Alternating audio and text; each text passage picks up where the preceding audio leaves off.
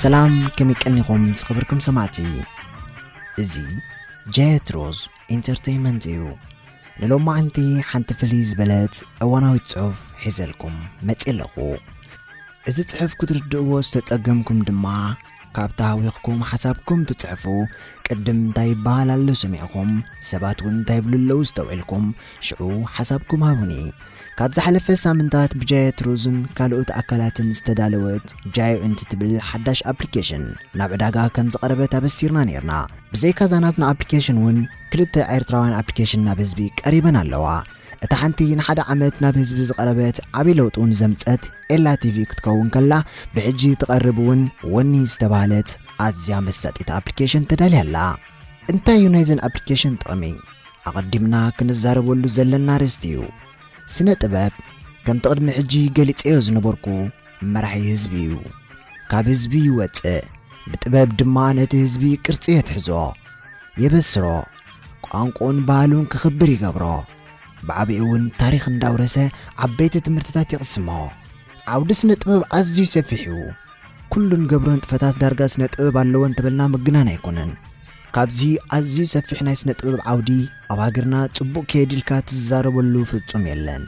زقدده اتنزن براون منغست إرتران بوليتيكو خبلات نيتوانيو نتوم سنة طبابوين ون بلسانو نبوليتيكو كم تزاربون كم تتحفون جيرو واميو هزبوين بفلات يخون بزي فلات نز عودي كاسيو تاني حلو نلومي تقيتك تزاربولو دليز اللو قدما عودي فيلم هاقرنايو فيلم هاقرنا كابينا بيخيد كم زلو قدم حجي قلت ايونيري مس بصوتي يابز قبرنا مصنعتون بزز اللوون تداقت صيلو دحر استوسن عمتات فصماي كهلونيو مخنياتو سنة طبابوያን سينما ስለዝነበረ ኣብ መጀመርታ ጽቡቕ ሰሪሖም ህዝቦም ከዘናግዑን ክምህሩን ኪሎም እዮም ቀጥሎም ፍላሽ ኣብ ዝመጸሉ ምስቲ ምዕባለ ክምዕብሉ ብዘይ ምኽኣሎም ህዝቢ ቀዲምዎም ማዕቢሉ ስራሓቶም ኣብ ሓደጋ ክወድቕ ጀሚሩ ብዙሓት ሰባት ውን ታሰይቲ ሰብዕዳ ኮይኖም እዮም ዩቲዩብ ዝበሃል ፕላትፎርም መጺኡ ገለ ደኾን ደቅና ንዕቢ ብቕቢልና ድማ ንስምዕትና ንሰርሕ ብዓብዪ ድማ ህዝብና ንድሕን ኢሎም ብዙሓት በዚ መንገዲ ክኸዱ ፈቲኖም እዮም እንተኾነ ከምዚ ኩልና ንከታተሎ ዘለና ይትረፍ ዶ ክኸስቡ ዋላ ነቲ ዘውፅዎ ክሳራ ክሽፍኑ ብዘይ ምኽኣሎም ኣዝዮም ብዙሓት ስራሕቲ ፊልም ስርሖም ከቋርፁ ተዓዚብና ኣለና ናይ ብሓቂ ክንዛረብ እንተኾይና እቶም ነዚ ንከታተሎ ዘለና ፊልም ዘፍርዩ ዘለዉ ስነ ጥበባውያን ዓቕሞም ከመይ ይኮነን ፍጽም ዓቕሞም ከመይ ይኮነን ካልእ ስራሕ ክሰርሑ ዓቕሚ ዘለዎም ኣዝዮም በላሕቲ ስነ ጥበባውያን እዮም ባጽዕ ክትስእል ዝግበአካ ስእሊ ሰልዲ ስለዘየለ ኣብ ዲጋም ባድርሆ እንዳሰኣልካ ዝስራሕ ፊልም ጽቡቕ ኣይክኸውንን እዩ ብጽቡቕ ካሜራን ብዓበይቲ ሰብ ሞያን ክትስእሎ ዝግበአካ እውን ዓቕሚ ስለዘይብልካ ብኻልእ ትስእሎ ከምዚ ኢሉ ባሃሰ ለባም ዝኸይድ ዘሎ ጥበብ ከማን ገና ኢዱ ይሃበን ካብ ጎረባብትና ይሰነፈን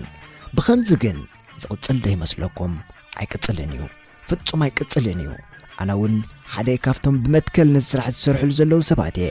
ኣብቲ ሞያ ስለ ዘለኹ ኩሉ ሰብ ተስፋ እንዳቆረፀ ካብዚ ሞያ ክእለ ይርኢ ኣለኹ ናይ ብሓቂ ንሓደ ሕብረተሰብ ጥበብ ክህልዎ ኣለዎ ኣየናይ ዘረባ ኮይኑ ክትብሉ ትኽእሉ ኢኹም ስነ ጥበብ ሓይሊ ህዝቢ እዩ ስነ ጥበብ ንህዝቢ መሪሕ እዩ ስነ ጥበብ ስለዘየለ ህዝብና ትሪእዎ ኣለኹም ኣብ ፌስቡክ ኣብ ዝጠቅምን ዘይጠቅምን ቪድዮታት ግዚኡ የባኽን ኣሎ እዚ ቪድዮታት እዚ ሎሚ የስሕቐና ኣሎ ጽባሕ ግን መሪሕና ዝጠፍ እዩ ንሓደ ሕብረተሰብ ጥበብ የድልዮ ስነ ጥበብ ኩሉ ስለ ዝኾነ ደቅና ይጠፍኡ ኣለዉ ንሕና ንጠፍእ ኣለና የጥፍኡና ኣለዉ እዚ እከይ ዕላማ ናይዞም ተኻሉ ብጥበብና ክንቃለሶ ክንደይ ሰናይ ነገር ይመስለኩም ከመይ ይበሉኒ እዚ ህዝቢ በብ ዘለዎ ፋሕ ኢሉ ክጠፍእ እንከሎ ኣብ ገገዝኡ ሞባይል ወይ ቴሌቪዥን ዘይብሉ ሰብ የለን ፖለቲካዊ መደባት ክከታተል ዝደሊ ሰብ ውሕድ እዩ እንተገደደ ናይ ከምኡ ዝምባለ ክህልዎ ኣለዎ ስነ ጥበባዊ ስራሓት ብፍላይ ድማ ፊልም ዝርኢ ሰብ ግን ኣዝዩ ብዙሕ እዩ በዚ ዓውዲ እዚ ክንደይ መንእሰይ ናብቲ ሓቀኛ መስመር ክመፁ ይኽእሉ ብዛዕባ ሃገሮም ክሓስቡን ፍቕርታ ሓቀኛ መረበቶም ክህልዎም ይኽእል ምግማቱ ዘጸግም ኣይመስለንን ሓደ መንእሰይ ፍቕሪ ሃገሩ ምስ ዝህልዎ እዩ ብዛዕባ ጥፍኣት ሃገሩን ደቂ ሃገሩን ክግደስ ዝኽእል ሃገሩ እንታይ እያ እንታይ ትገብር እንታይ ታሪኽ ኣለዋ እንታይ ጽባቕ ኣለዋ ዘይፈልጥ መንእሰይ ግን ፍቕሪ ሃገር ሃልይዎ ንሃገሩ ክጣበቕ ብደቂ ሃገሩ ክሓስብ ፈጺሞ ኣይክእልን እዩ ኣብ ሃገርና ዘሎ ስርዓት ከምዚ ገይሩ ከምዚ ሰባት ፊኡ ከምዚ ጨኪኑ እንዳበልካ ነዚ ወለዶ ክተንቅሖም ሕሳብ ኣዝዩ ጽቡቕ እኮ ተኾነ ግን ዘሰንብድ ሃገርካ ዘጽልእ ሓደገኛ ስነ ሓሳብ እዩ ነዚ መስርዕ ክትሕዞ እቲ እንኳ ዓቕሚ ዘለዎ ድማ ስነ ጥበብ እዩ ምኽንያቱ ስነ ጥበብ ብዙሓት ነገራት ኣብ ግምት የእትዩ መንእሰያት ክስንብዱ ዘይኮኖምስ ክነቕሑን ክርድኦምን ከም ዘለዎ ጌርካ ዝስራሕ ስለ ዝኾነ ስለዚና ድማ ስነ ጥበብ ክዓቢ እንደልዮ ዘለና ኣብ ቀንዲ ርእስተይ ክምለስ ስለምንታይ ኢና ዓቕምና ከፊልና ሲኔማ ንእቶ ከፊልና ንርአ ክንበሃል እንከለና ኩልና ጸላዕላዕ ዝብለና ዘሎ ኩልና ስራሕ ኣለና ምሽ ሰሪሕና ክንኣቱን ከለና ብነፃ ዲና ንሰርሕ ምሽ ንኽፈል ኢና እሞ ኸደኣ እቶም ኣሕዋትኩም ከ መን እንዳኣሉ ክኸፍለና በቲ ተዋሂብና ዘሎ ጸጋ ፈጣሪ ሰሪሕና ኸ ህይወትና ክንመርሕን ሰብ ክንመርሕን ኣይፍቀደና እንድዩ ዝኾነ ስነ ጥበባዊ ኣብ ድኳንካ እንተመጺኡ ባኒ ብነፃ ትቦሪኻ ዝኾነ ስነ ጥበባዊ ኣብ ባርካ እንድሕር መጺኡ ብናቱ ደርፊ ጌርካ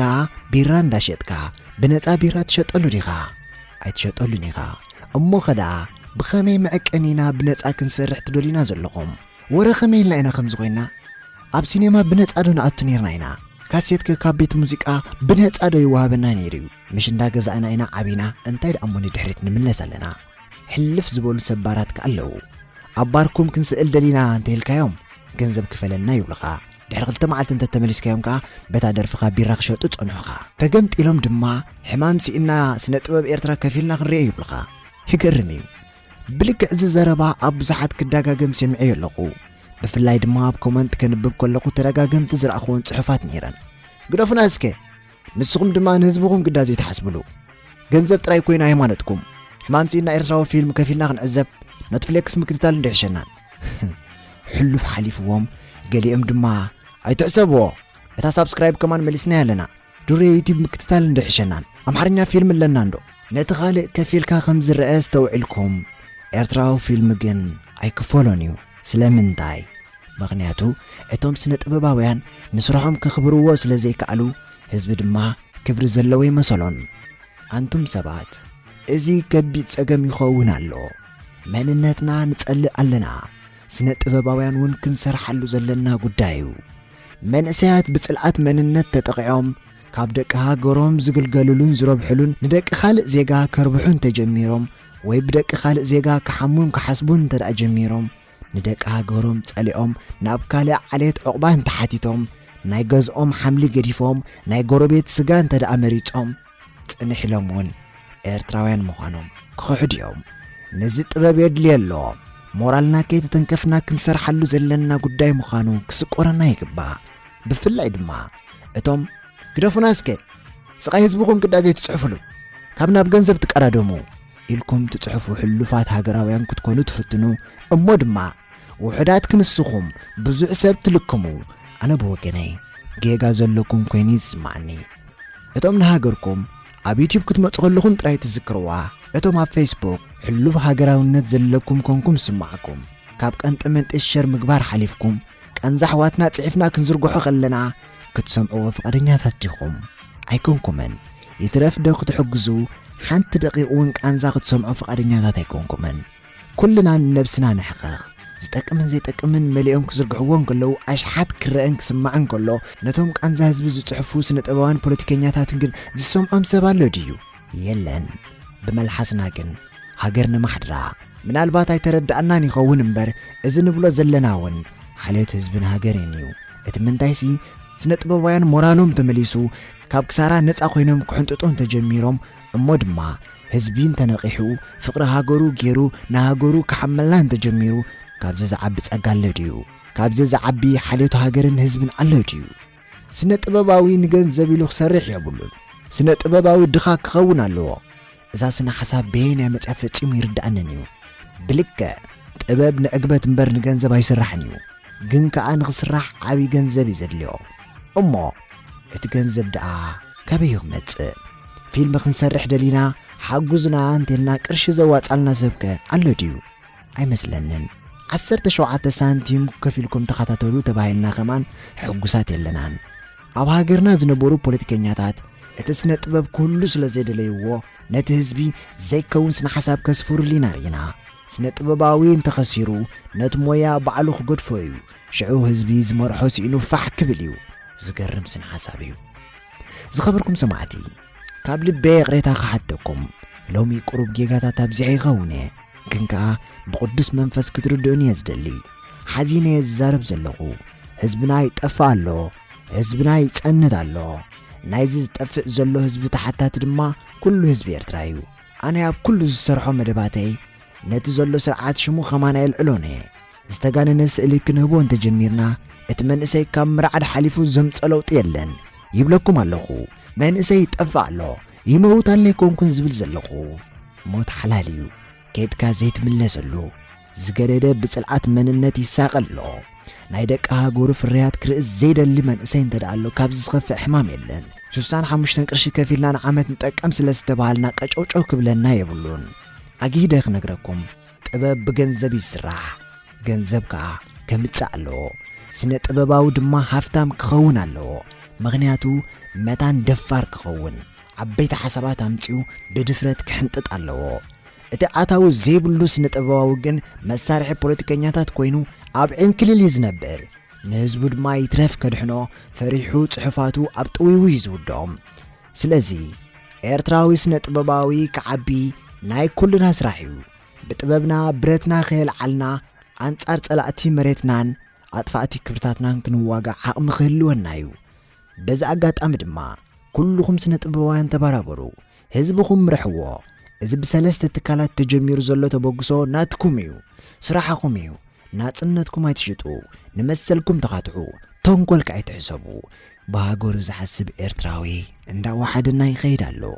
ጥበብ እንተደኣ ክስራሕ እንተኮይኑ ገንዘብ የድልዮ